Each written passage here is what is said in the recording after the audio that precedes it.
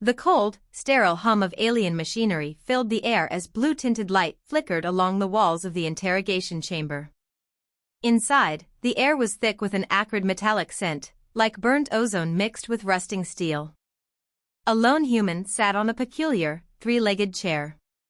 He was an older man, perhaps in his late 60s, with silver hair cropped close to his scalp and piercing blue eyes that scanned the room with quiet intensity. His hands were bound by a shimmering, translucent energy field, the kind that seemed futuristic even by the standards of Earth's latest tech. Yet, despite his apparent vulnerability, he exuded a calmness that was unsettling to his captors. Across from him, 3 alien beings hovered, their elongated forms glowing faintly under the dim light. Their skin was slick and semi-transparent, revealing bioluminescent veins pulsing with an eerie green hue. Their heads were large and oval-shaped, adorned with a series of ridges that pulsed rhythmically like an otherworldly heartbeat. The tallest of the trio, who appeared to be the leader, stepped forward, its many-fingered hand gesturing toward the human in a mix of frustration and curiosity. "You are the one known as George Taggart," its voice vibrated through the room, not spoken aloud but resonating directly in George's mind. George's lips curled into a slight smile. "Depends on who's asking," he replied, his tone laced with dry humor. His voice was calm, but his eyes never stopped surveying the room. Years of training were evident in his composed demeanor. The alien leader hissed, a sound that might have been laughter or irritation. "You do not comprehend your situation. You are on trial for trespassing into restricted space, defiling our sacred protocols, and endangering our species." "Right," George drawled, leaning back in his chair as much as his restraints allowed. "Trespassing in your sacred space. Because I definitely booked my trip to your corner of the galaxy on purpose." The other 2 aliens exchanged glances, or whatever passed for glances among their species. They had clearly expected fear or panic, but this human was giving them none of that. The alien leader loomed closer, its towering form casting a faint green glow over George's face. "You mock us, human. It would be wise to cooperate before we extract the information we need, by force." George tilted his head slightly, his expression still relaxed. "Cooperate? Sure. But first, maybe we should clear up a little misunderstanding. See, I didn't endanger anyone. I was minding my business when your lot dragged me up here. So, unless you've got a reason that makes sense, this is just a bad case of cosmic kidnapping." The leader hissed again, louder this time, as its ridges glowed a deep red. It raised a hand, and a beam of blue light shot out from its palm, striking a panel in the wall. A holographic display flickered to life, showing an image of George's vessel, a battered, nondescript freighter, floating adrift in the void of space. The image zoomed in, highlighting various modifications on the ship's hull that suggested it was far more than a simple transport vehicle. "This," the alien leader snarled, "is a warship in disguise. You were found too close to our orbital defenses, scanning our systems. Explain yourself." George raised an eyebrow. "That old rust bucket? Warship? You give me too much credit." One of the other aliens, smaller and more impatient than the leader, stepped forward and gestured sharply. "Enough of this. We will probe his memories directly." The leader hesitated, its ridges pulsing indecisively. "The process may damage him irreparably," it cautioned. The smaller alien hissed in contempt. "He is an insignificant human. What does it matter?"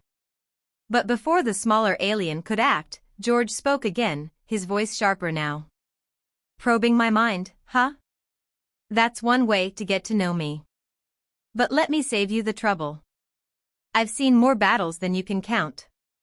I've been places that make your scary little probe look like a children's toy. So go ahead, dig around. Just don't say I didn't warn you." His words hung in the air, and for the first time, the aliens hesitated. There was something in George's tone, something dark and unyielding, that gave them pause. The leader turned to the smaller alien and muttered something in their native language. George leaned forward, his bound hands glowing faintly under the restraints. So, are we gonna do this the hard way or the easy way? The leader straightened and said, we will determine the truth of your claims through observation. For now, you will remain confined. As the aliens left the room, the translucent barrier sealing the doorway behind them, George finally allowed himself a moment to exhale. The humor in his eyes dimmed, replaced by a calculating intensity. He leaned back and tilted his head, listening carefully to the hum of the energy field that restrained him.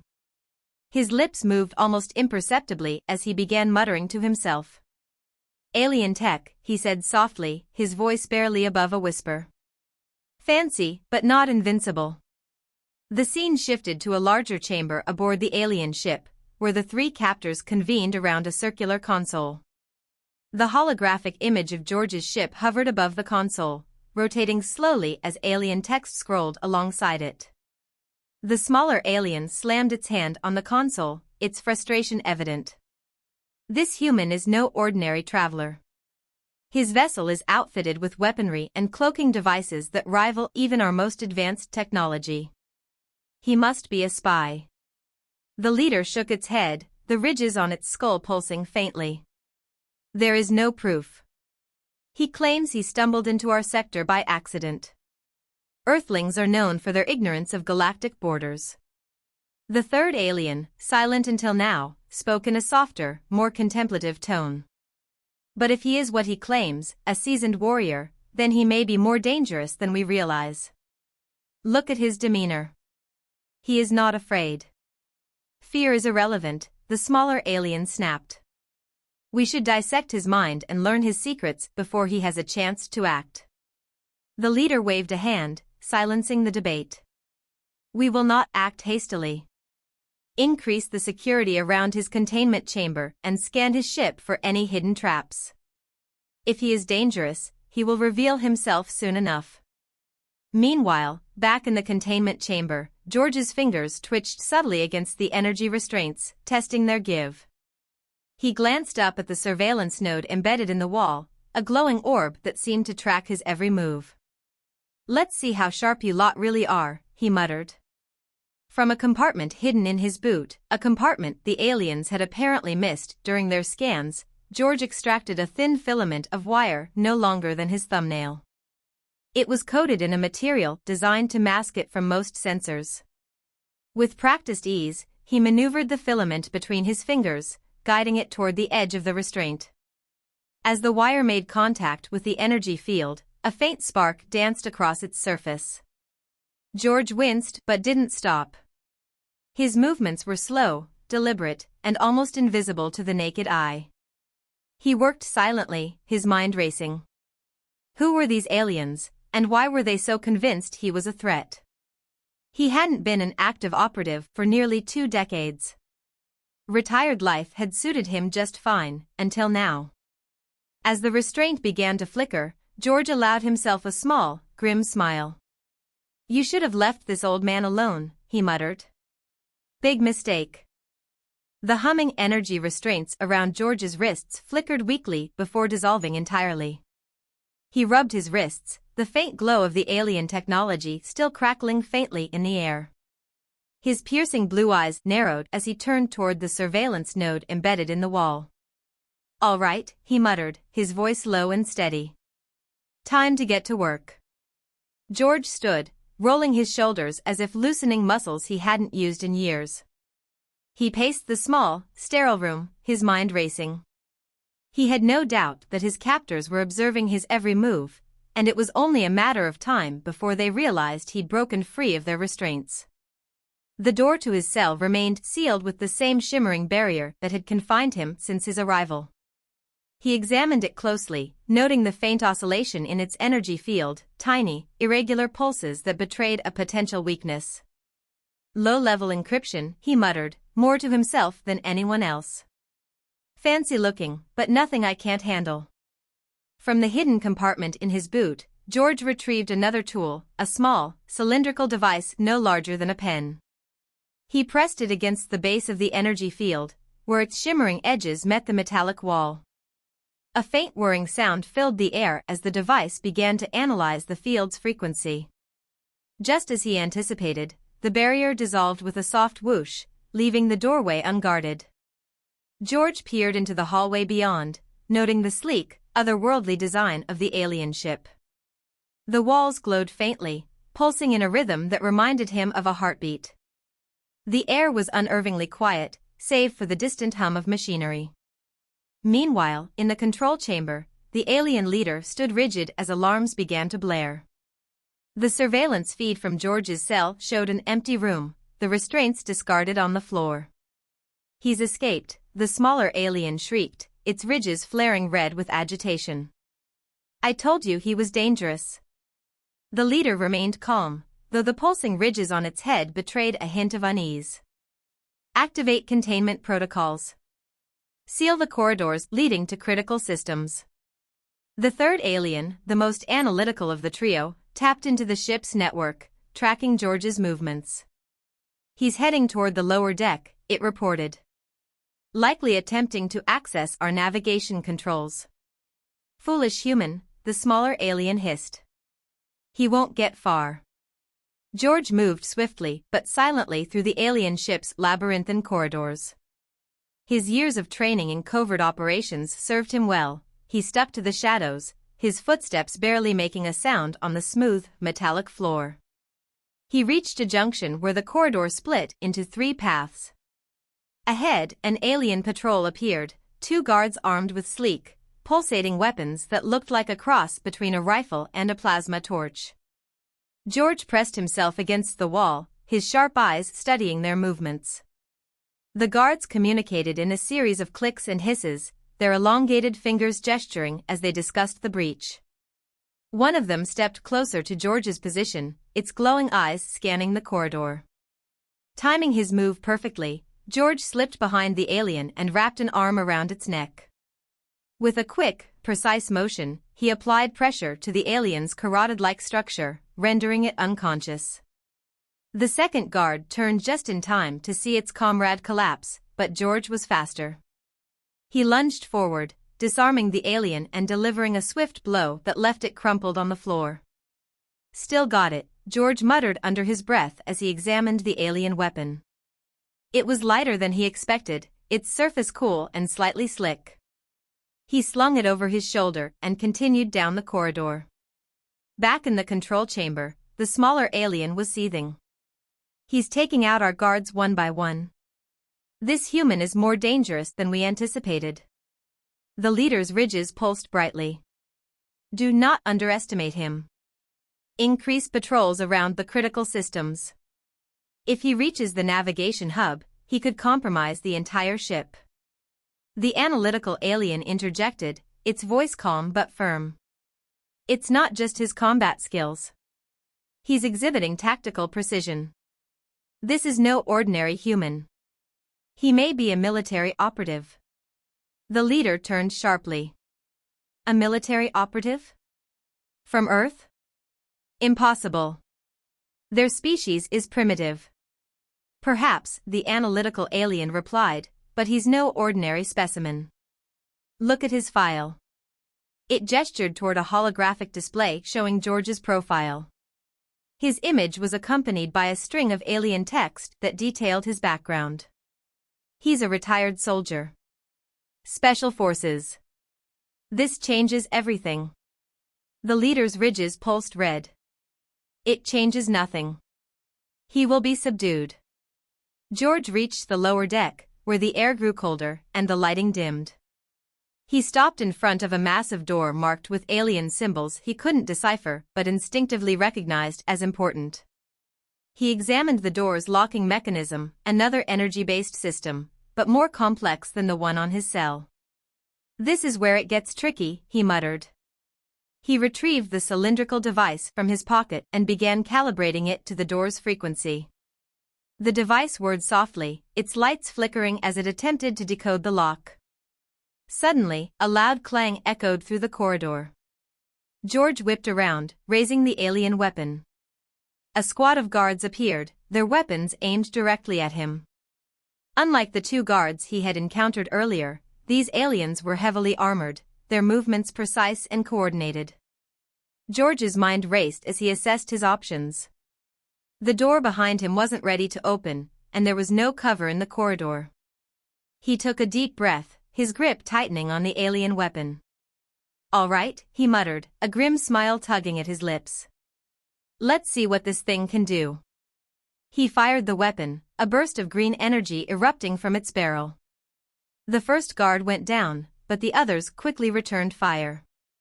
George ducked and rolled, the alien energy blasts sizzling past him. His movements were quick and deliberate, a blend of instinct and training honed over decades. The corridor filled with the sounds of combat, energy blasts, alien hisses, and the faint hum of George's weapon. Despite being outnumbered, George held his ground, using the aliens' own technology against them. One by one, the guards fell, until only George remained standing. Breathing heavily, he turned back to the door. The device had finished decoding, and the lock disengaged with a soft click. The door slid open, revealing a massive chamber filled with glowing panels and holographic displays. In the center of the room was what George assumed was the ship's navigation core, a large, pulsating orb suspended in midair, surrounded by a complex web of energy. "This must be it," he said, stepping into the chamber. But before he could approach the core, an ear-splitting alarm blared through the ship. In the control chamber, the leader's ridges flared violently. "He's breached the navigation hub. Activate the failsafe." The analytical alien hesitated. "The failsafe will destroy the navigation system entirely.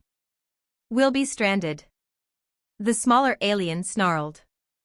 "Better stranded than letting this human take control of our ship." The leader hesitated, then nodded. "Do it." Back in the navigation chamber, George froze as the orb in the center began to pulse erratically. The holographic displays flickered, and the room was bathed in a harsh, red light. He realized immediately what was happening. The aliens were sabotaging their own system to keep him from gaining control. "Clever," he muttered, "but not clever enough." He sprinted toward the core, dodging the arcs of energy that lashed out as the system destabilized. Using the tools he had scavenged, George began to interface with the alien technology, his fingers moving with practiced precision. The ship shuddered violently, and George knew he was running out of time. He worked quickly, bypassing layers of alien encryption and rerouting power to stabilize the core. Sweat dripped down his face as he concentrated, his years of experience guiding his actions. Finally, with a triumphant beep, the system stabilized. The orb's erratic pulsing slowed, and the red light in the room faded. George exhaled, stepping back to survey his work. "Not bad for an old man," he said, a hint of pride in his voice. But his moment of triumph was short-lived. The door behind him slammed shut, and he turned to see the alien leader standing there, flanked by a new squad of heavily armed guards. "You've gone far enough, human," the leader said, its voice cold and menacing. George raised his weapon, his eyes narrowing. "You have no idea who you're dealing with."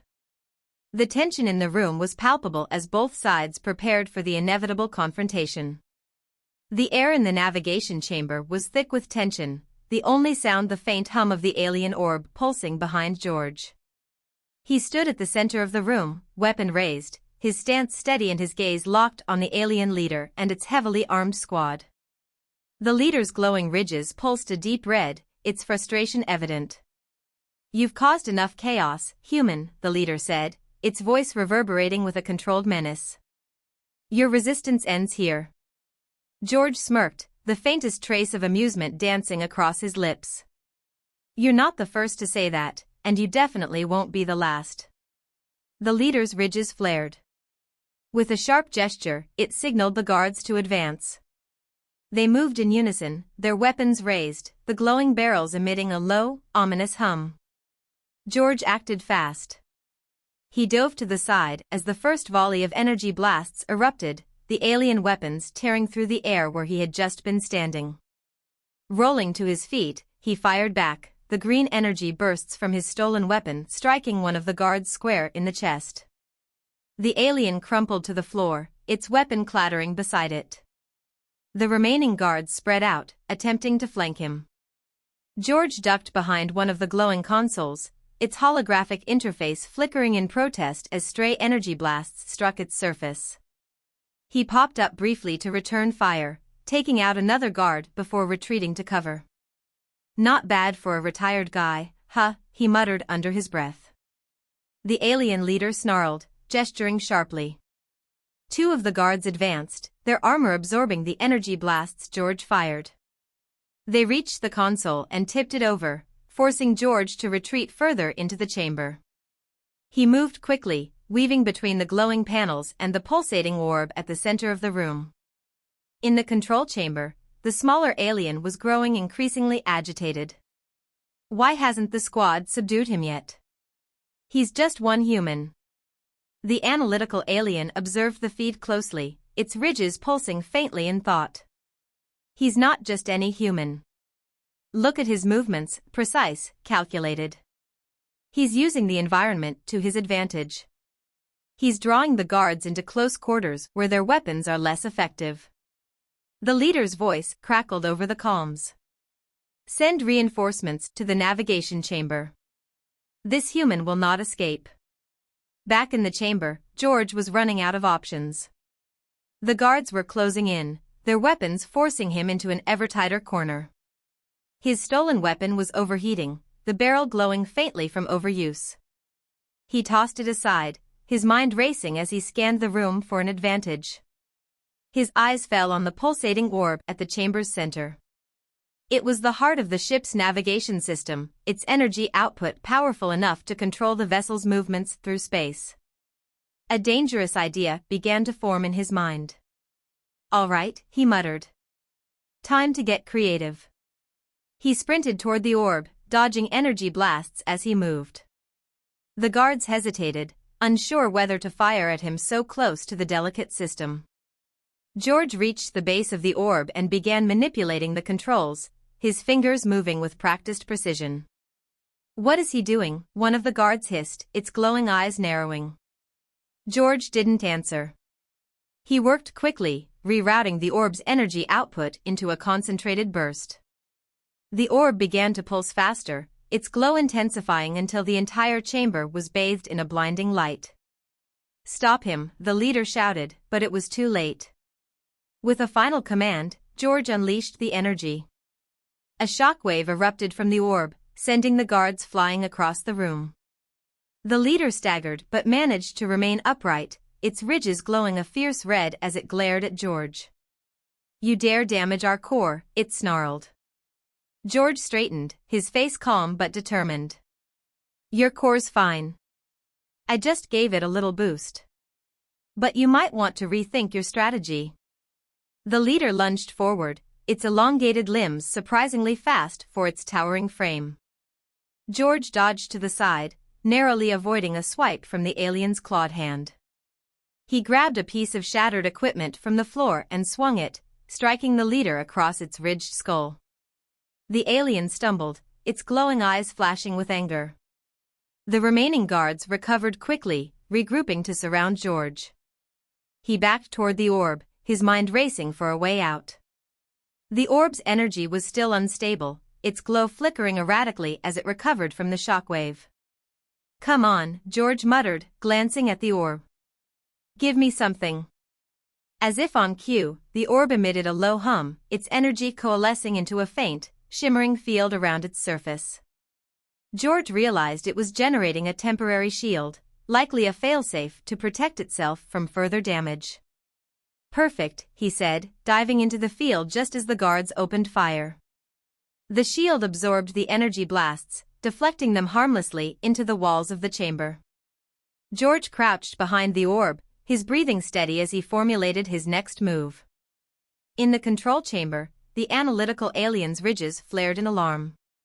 He's using the core's failsafe field as a shield. If he damages the core again, the entire ship could destabilize. The smaller alien slammed its hand on the console.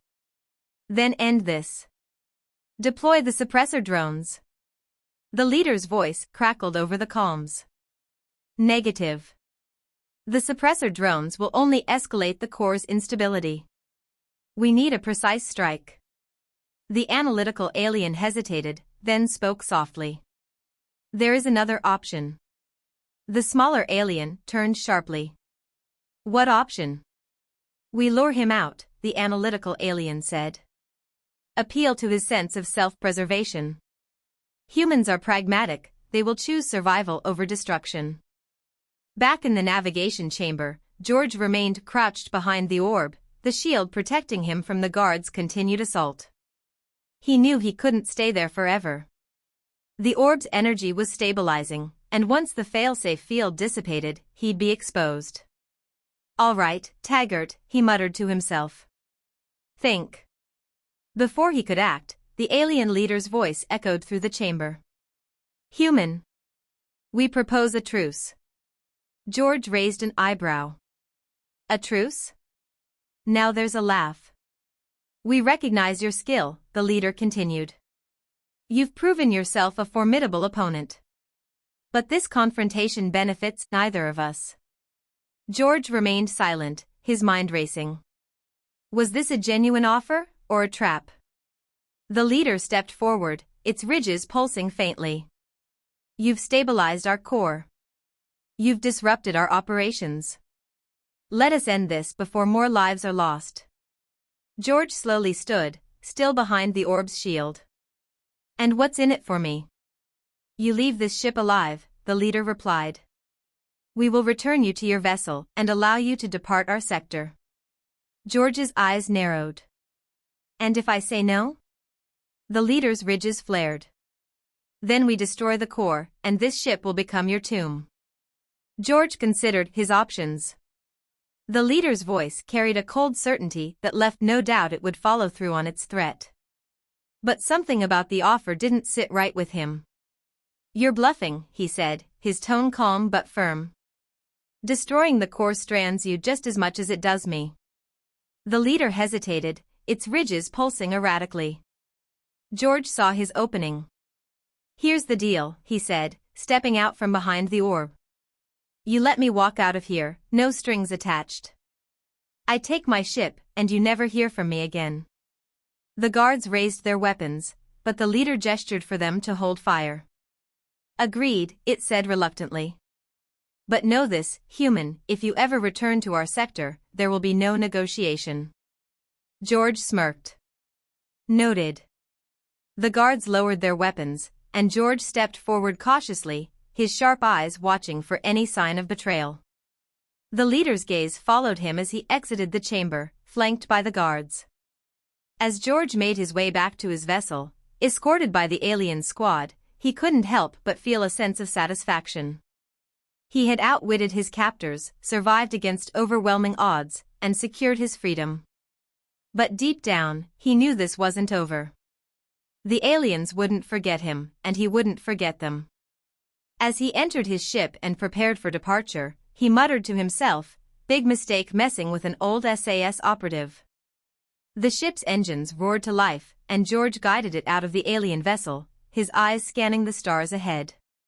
Whatever lay in store for him, he was ready. The freighter's engines roared to life, its battered frame trembling as George powered it away from the alien mothership. Through the viewport, he watched the sleek alien craft grow smaller in the distance, its glowing ridges fading into the endless void of space.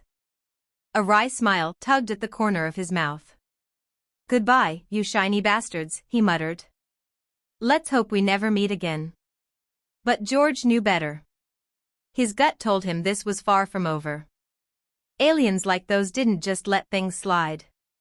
They'd remember him, the human who escaped their grasp, bested their security, and left their ship rattled.